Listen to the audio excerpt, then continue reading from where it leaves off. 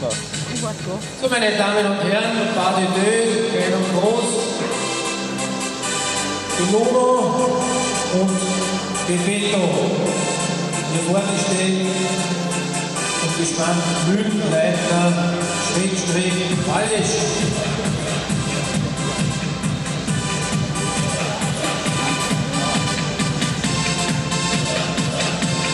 Piluno, Balfurson, 3/4 Blüter,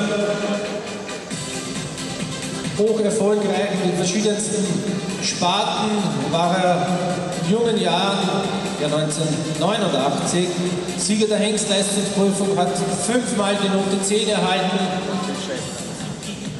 in der Springen in der Klasse L, Vielseitigkeit in der Klasse M und Dressur bis hin zur höchsten Klasse Grand Prix erfolgreich und Vielseitigkeit.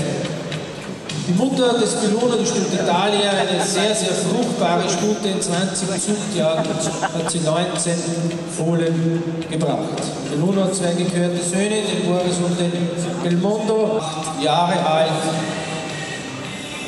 bis hin zur Klasse S im Dressursport erfolgreich. Sie haben jetzt gerade den Einerwechsel gesehen. Das ist ja genau das, was die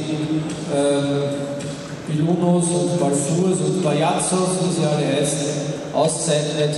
Diese enorme Rittigkeit, das sind Werte, die wir heute so hoch schätzen, viel höher wie je zuvor. Es sind nicht mehr die genialen großen Treter, die dann so schwer vielleicht zu sitzen sind und schwer zu bedienen sind und kein angenehmes Reitgefühl mitgeben, die wir unbedingt wollen, sondern es sind die elastischen, rittigen Pferde, die wir in allen Sparten anstreben.